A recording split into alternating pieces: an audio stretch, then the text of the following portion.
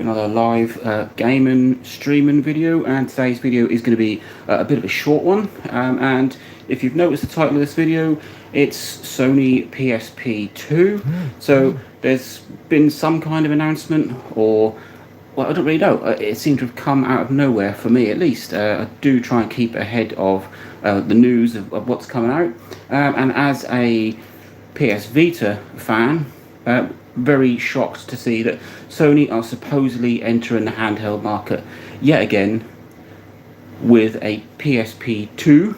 That is what it's being rumoured to be called. And to start with, I was like, well, why is it called the PSP2? Technically, that's what the PlayStation Vita is.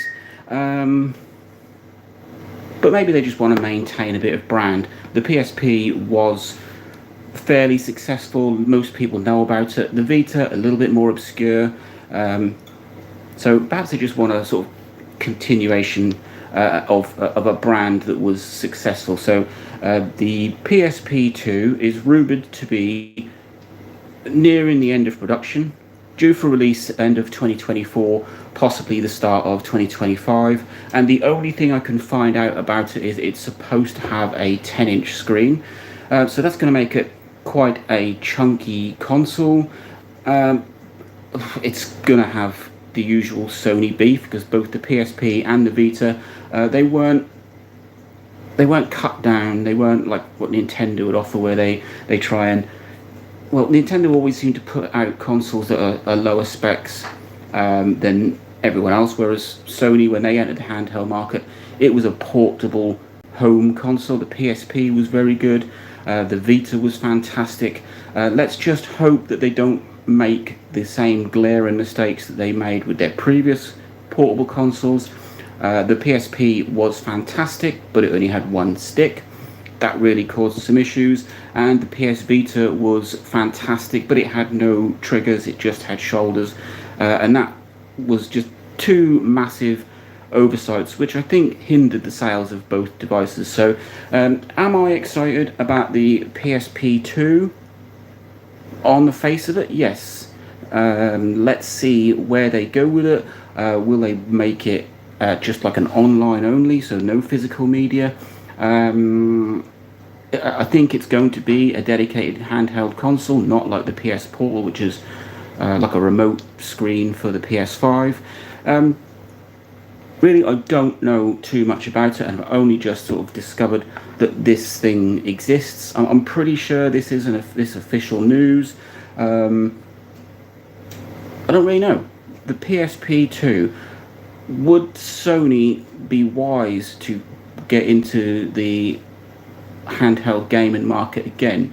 I mean, they were relatively successful. I think the PSP sold about 80 million units. So not as good as the DS, etc., but it still made a good effort. And the Vita, I think that sold about 14 million. I still got my Vita, I still play it. It's a fantastic console, very underrated. Just suffered from Sony's mistakes of no triggers and highly priced and its own memory card. So Sony needs to learn from its own mistakes. And if the PSP2 came out, I can't see them releasing a new handheld console with physical media. That's too expensive, so it's going to be storefront only. So would I go for it? Yeah, I would. It would be a portable PS4, PS5. It would have that power and would have that sort of caliber of games. So this is just a short, like I said, I've only just found out about it, but if I'm going to go off, I'm going to try and do some digging. You'll probably have some more videos on this subject at a later date. But let me know what you think. The Sony PSP2, are they wise to jump back into the portable market? I think, like I said, if it was a non-media, so no cartridges, no nothing, that would seriously cut down production costs. So just everything downloaded from a store, that could work. Sony could pull this off and compete alongside things like the Switch, or even things like the Steam Deck or the ROG Ally, competing in this handheld market. I know Microsoft are also trying, so perhaps that's why Sony's had another dip into it, and they've had previous experience, so they should learn from their mistakes. They should be able to do it. Sony PSP2, end of this year, beginning of 2025. What do you think? Let me know. Link, like, subscribe, enjoy.